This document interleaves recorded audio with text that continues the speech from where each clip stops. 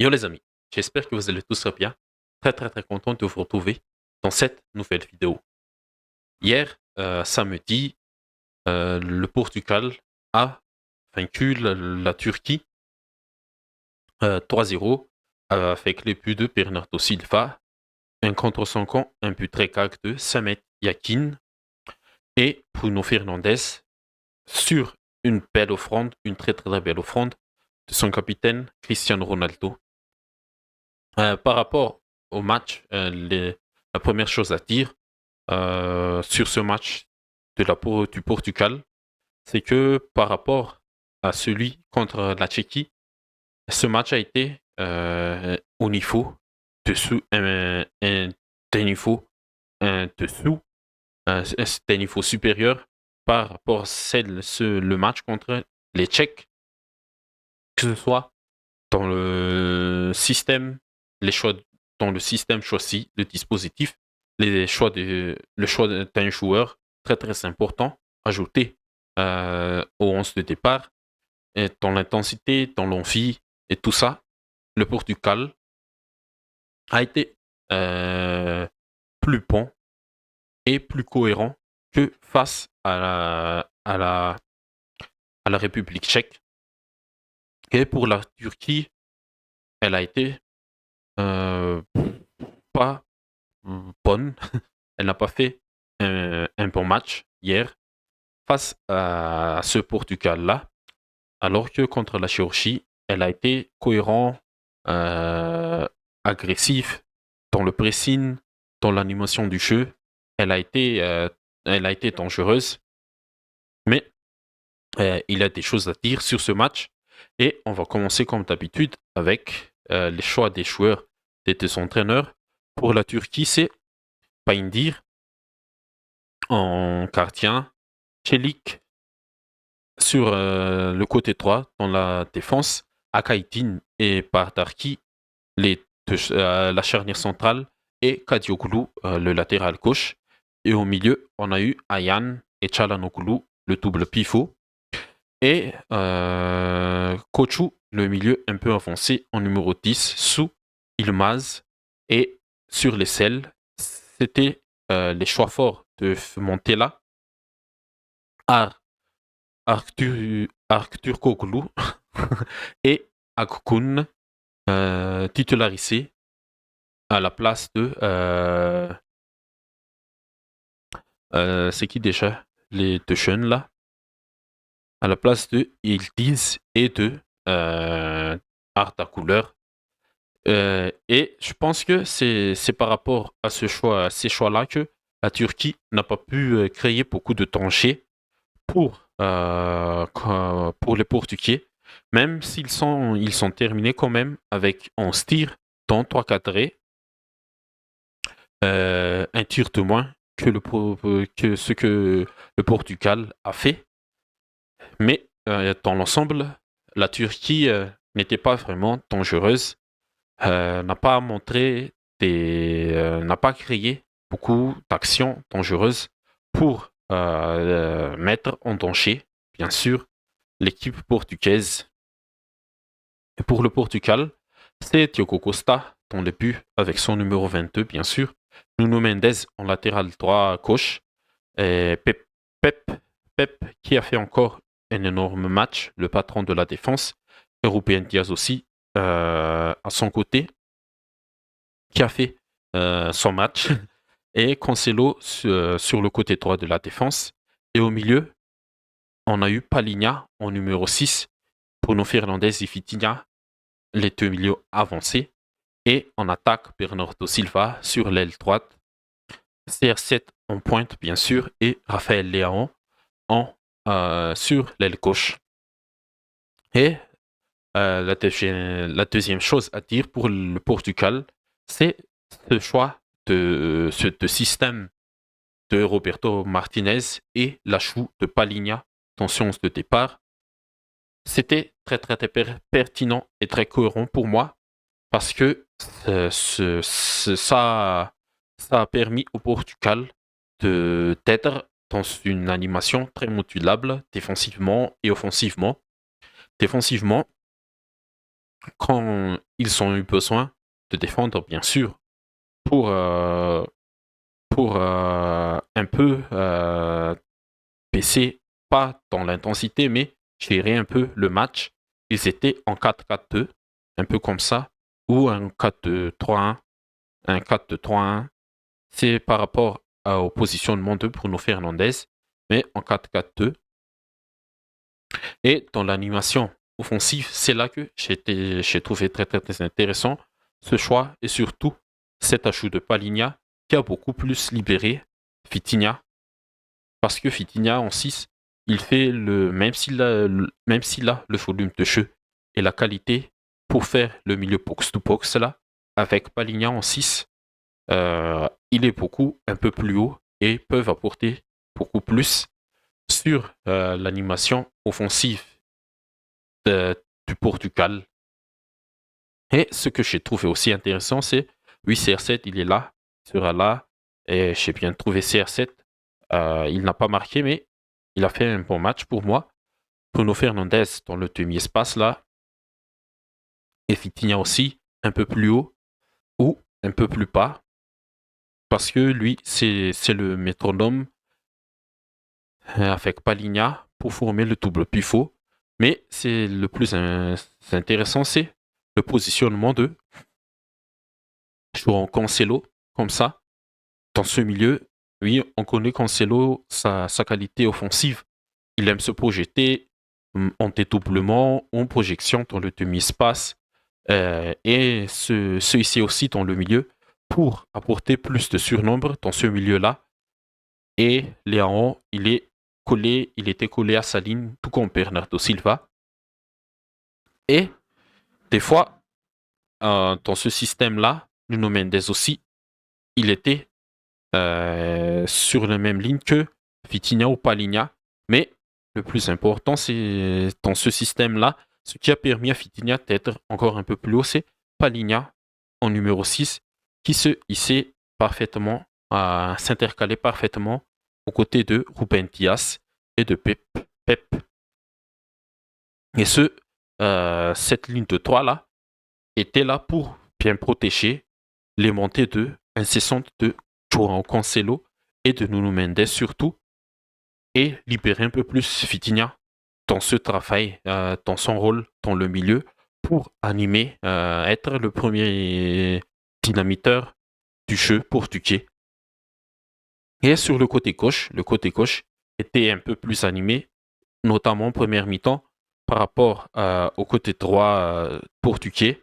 Léon, Nuno Mendes était bien, le duo a bien fonctionné sur ce flanc gauche-là.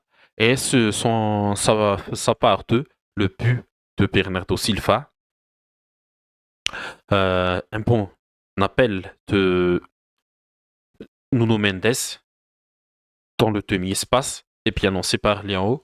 Le centre a été touché par Akaitin, je pense, dévié par Akaitin, mais Bernardo Silva, en renard de surface, qui s'était projeté parfaitement. Il sait le faire aussi, comme à son habitude, il joue pour Manchester City. Il se projette bien, il rentre à l'intérieur, même s'il est sur l'aile là.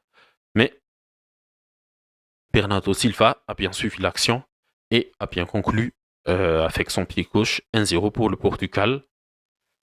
Et ça a été l'une des actions les plus importantes du Portugal pour moi. Même si Vitinha, il a fait encore un très très bon match parmi mes tops côté portugais. Et avec Pepe aussi. Pepe, il a fait un match costaud, un match solide, beaucoup d'interventions défensives importantes. Et j'ai trouvé Pepe aussi, malgré ses 41 ans déjà, il est toujours là, il est présent et il est encore le patron de cette défense portugaise. Et à part cela, pour la Turquie, là, elle est très très très fébrile défensivement. Et le deuxième but l'illustre beaucoup parce que il a fait un contre parfait à jouer pour le Portugais entre Joao Cancelo et CR7, mais l'appel n'était pas bon pour CR7. Cancelo n'a pas compris l'appel. CR7 il a fait un appel contre appel, mais le ballon là que Akaitin a bien récupéré, Akaitin et Paindir ne s'étaient pas communiqués parfaitement. Oui, l'ambiance était très très très forte dans ce chaudron du Signal Iduna Park de Dortmund. Mais ce but ce but contre son camp de Akaitin, c'est le but CAG par excellence. Une mauvaise communication entre lui et son gardien. Et c'est là que Montella aussi aura beaucoup de travail. L'animation offensive, je pense que avec Ildiz et Couleur, ça va passer. Il y aura beaucoup plus d'actions dangereuses créées avec ces deux-là sur le terrain. Mais la défense, là, il faut bien être un peu plus concentré parce que la défense a été très, très, très fébrile pour moi. Et même sur le troisième but, Akaitin, je pense que c'était lui, non? C'était Bardaki. Bardaki, là. Le coup, c'est Manuel Pinto, l'ancien gardien de Barcelone. Bardaki, là. Il s'est trouvé sur. C'était qui déjà qui a fait la passe? Cancelo, peut-être? Ou Fitinha, je ne me souviens pas. Mais Bardaki s'est trouvé complètement. Et l'alignement défensif sur ce but-là n'était pas très très très bonne parce que Chelik, il a bien couvert CR7 qui est parti seul au but et qui a fait une grosse preuve d'altruisme parce qu'il pouvait frapper quand il pouvait marquer pour son compte, bien sûr, mais il a préféré donner la passe pour Bruno Fernandes. Du coup, globalement, le Portugal a été meilleur collectivement que face à la Tchéquie. Et cette victoire leur permet de se qualifier pour les huitièmes de finale et de terminer, bien sûr, premier de ce groupe F. Ils sont bien. Ils sont bien mis. Ils ont bien montré leur statut de favori dans ce groupe. Et ils sont montrés sur le terrain, surtout sur ce match-là contre la Turquie, parce que face à la Tchéquie, c'était un peu brouillon, un peu poussif, mais Roberto Martinez a bien répondu. Et je pense que ce milieu-là, Bruno Fernandes, Palinha, Fitinha, ce sera le milieu qui va être titulaire aux prochaines échéances. Peut-être que lors du troisième match, on va peut-être faire reposer les cadres comme Fitinha, Bruno Fernandes, ou même Palinha, qui a déjà un carton jaune sur sa tête. Et peut-être qu'ils vont faire Roberto Martinez, il va faire reposer ces trois-là. Et surtout CR7, Cancelo, Bernardo. Il y a encore des joueurs là qui peuvent être encore percutants côté portugais, comme c'est qui déjà? Par exemple, Semedo ou Dalot. Dalot, il est toujours là aussi. Il peut jouer latéral gauche, latéral droit. Pedro Neto, que je trouve très, très, très intéressant dans sa capacité de percussion, sa vivacité. Le jeune Antonio Silva de Benfica, le défenseur, il peut être titularisé pour le prochain match pour faire reposer un peu Pepe ou Ruben Dias. Et il y a aussi encore Danilo Pereira qui peut aussi jouer en défenseur central. Le Portugal a de la réserve et cette qualification déjà acquise peut permettre à Roberto Martinez de faire tourner complètement l'effectif, le 11 de départ face à la Géorgie. Et pour mes tops, comme je l'ai dit déjà, Vitinha, Pep, bien sûr, gros match. Et je vais mettre qui? Je pense que ces deux-là ce sont ces deux joueurs-là qui sont sortis beaucoup du lot lors de ce match. Et pour les flops, je pense que ce sont les choix de Montella, l'entraîneur de la Turquie, qui a fait que la Turquie n'a rien pu proposer de mieux face à ce Portugal. Et bien sûr, Akaitin pour son but contre son camp. Et Darky aussi, fautif pour moi sur le troisième but portugais. Son lecture du jeu, son lecture du ballon n'a pas été bon et qui a permis à CR7 d'être tout seul face à Paindir avant de tourner la passe D à Bruno Fernandes. Bon, le Portugal est qualifié, l'Allemagne est qualifiée, l'Espagne est qualifiée. Deux de mes favoris sont qualifiés, Portugal, Allemagne, et un de mes outsiders aussi, l'Espagne. Mais les choses sérieuses vont vraiment commencer en huitième de finale. Là, il faudra être très méchant, très pertinent dans la lecture du match pour l'entraîneur et très efficace dans les deux surfaces pour les joueurs. Bon, on va un peu parler du match Géorgie-République tchèque qui s'est terminé sur le score de 1 but partout. La Tchéquie a dominé la rencontre pour moi. Et ça s'est vu sur le nombre d'occasions créées là. Regardez, voilà, 27 tirs au total dans 8 cadrés. Mais un grand Mamardashvili côté géorgien qui a permis aux Géorgiens de rester vivants dans cet Euro car ils ont encore la chance de se qualifier. Une victoire face, on va voir là, la Géorgie, championnat d'Europe de football, classement. Dans ce groupe F, une victoire de la Géorgie face à la Turquie là. Ah, pas la Turquie, mais face au Portugal, leur permet d'être parmi les meilleurs troisièmes, même avec un goal-average négatif. Peut-être qu'une victoire de au moins un but d'écart leur permettrait bien d'être dans une bonne posture, parce que là, il y a l'Écosse là, ou l'Hongrie à -4, sauf si la Hongrie met un score. Mais la Géorgie est en bonne posture encore. Les trois là sont encore en bonne posture pour se qualifier, même en tant que meilleur troisième pour les huitièmes de finale.